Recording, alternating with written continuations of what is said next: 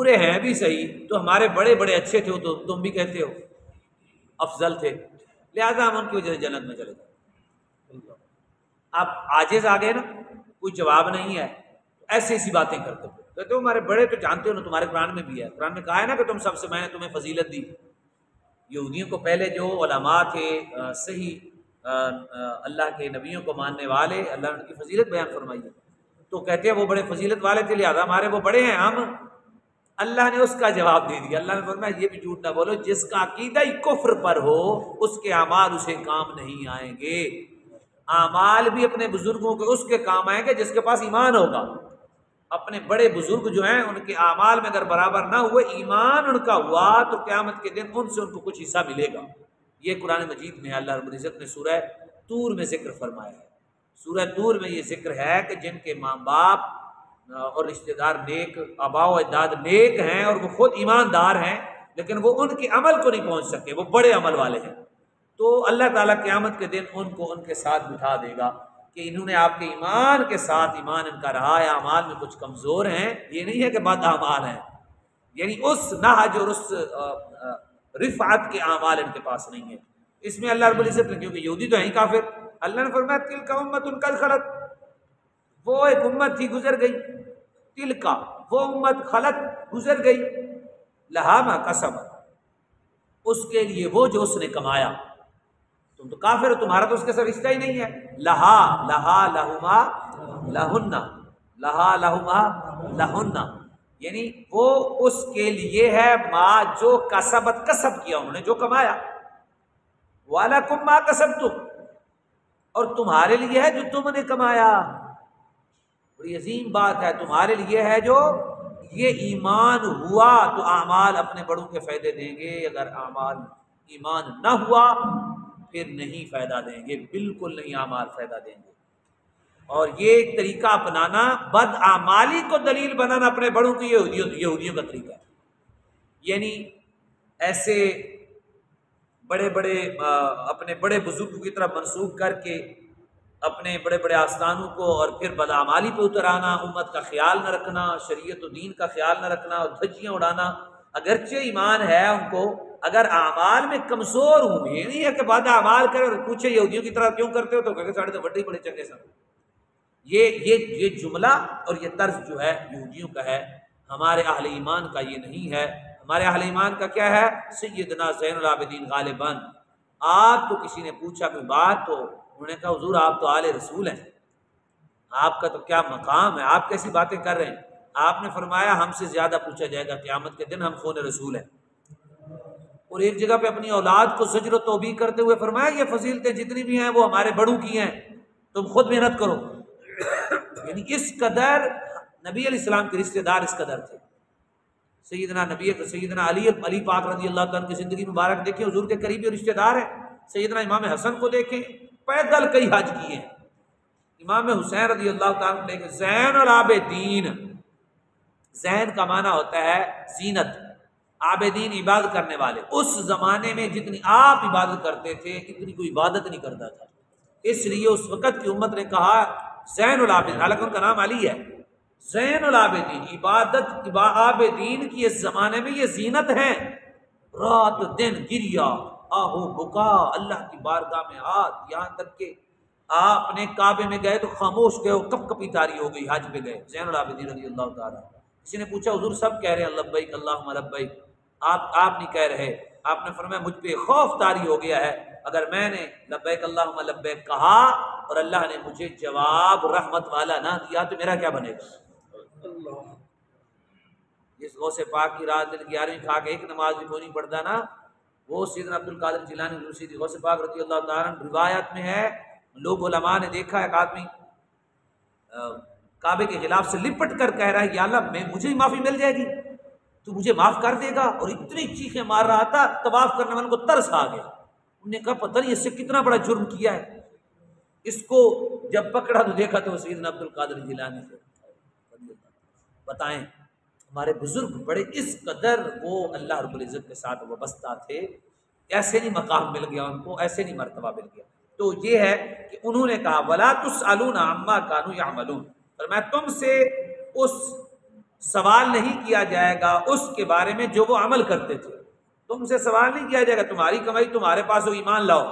تم یہ بہانے نہ بناؤ کہ ہمارا ایسا تھا ہمارا ایسا تھا.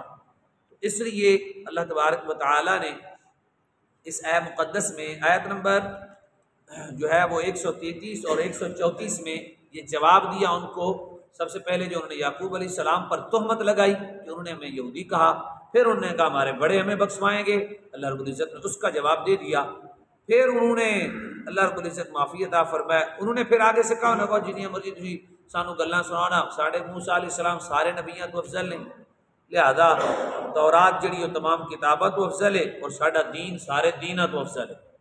یہودیاں نے پھر کیا، پہلے یہ کہا کہ ہمارے بڑے ہیں بس ہمیں بخشوا دیں گے. انہوں نے کہا ہم تمہارے دین کو، انہوں نے کہا دین یہ ہے ہمارا. پھر اللہ نے جواب دیا، اللہ نے فرمایا یہ آیت نمبر 35 ہے، فرمایا وقالوا، انہوں نے کہا کونوا ھودا او نصارا تہتدوا، انہوں نے کہا کہ تم ہو جاؤ یہودی اور عیسائی، ہدایت پا جاؤ گے.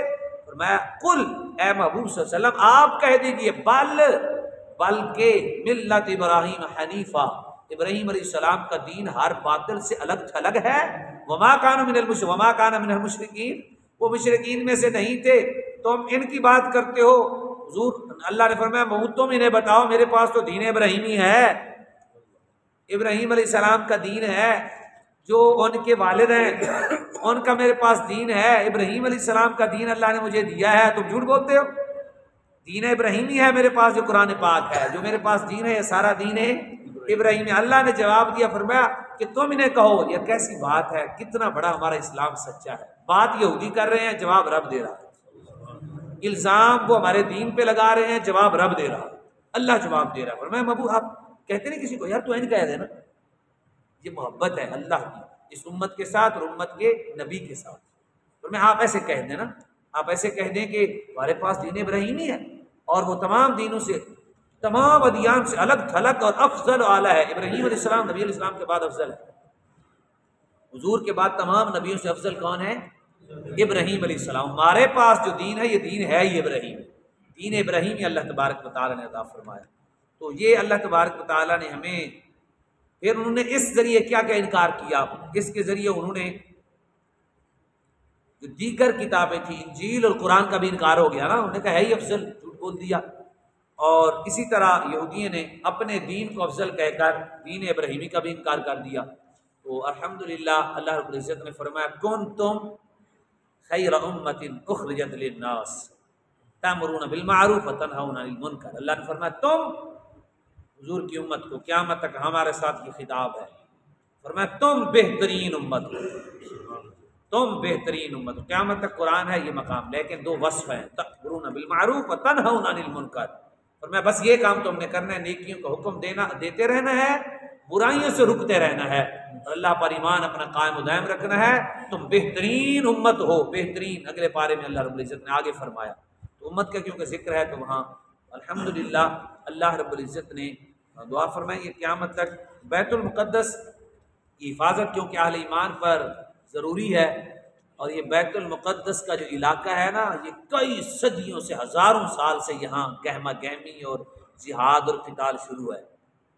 اور یہ اہل حق جو ہے، اہل حق، یہ پہلی دفعہ ہوا ہے کہ مسلمانوں نے اتنا طویل عرصہ اس کو سجدوں سے آباد کیا. مسلمانوں نے سجدوں سے جو آباد کیا ہے، پہلے اللہ کے پیغمبر آتے رہے یہاں. اور یاد رکھیں، یہاں جملہ میں آخر عرض کر دوں کہ اسماعیل علیہ السلام وہاں تشریف لائے، تقریباً 2100 سال یا 2500 سال گزر گئے. اسماعیل علیہ السلام پھر حضور آئے. اتنا طویل عرصہ سارے نبی تقریباً شام میں آتے رہے. وہ ارد گرد اترتے رہے، شام کے ارد گرد، اس علاقے میں، اس علاقے میں، اس علاقے میں، اور اس مسجد کو آباد کرتے رہے.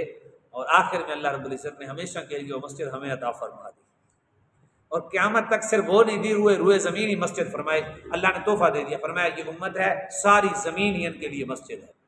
وہ کافروں کی ہے، وہ ہندو کی ہے، وہ سکھ، ملک جس کی مرضی آپ کھڑے ہو کے نماز پڑھیں، آپ کی نماز ہو جائے. یعنی یہ پوری مسجد معلوم یہ ہوا کہ روحانی طور پہ اس مسجد کے مالک کون ہے؟ اللہ نے اس امت کو بنا دیا. غافل ہونا اور بات ہے، کوئی اپنے گھر سے غافل ہو، اپنے معاملات سے غافل ہو اور بات ہے. الحمدللہ اللہ دعا فرمائیں اللہ تبارک و تعالیٰ قرآن مجید کے درس کے صدقے، قرآن مجید کے تعلیم کے صدقے یہ جو ہمارا تأمرون بالمعروف و تنہون عن المنکر ہے، یہ وہی سلسلہ ہے ہمارا۔ اور الحمدللہ بہترین امت اللہ نے فرمایا جو ایک دوسرے کو نیکی کا حکم دیتے رہیں، برائیوں سے روکنے کی کوشش کرتے رہیں۔ تو اللہ رب العزت نے ہمیں بہترین امت بنایا، اللہ تعالیٰ اس میں ہمیں ترقی نصیب فرمائے۔ سبحانک اللہم و بحمدک، اشہد ان لا الہ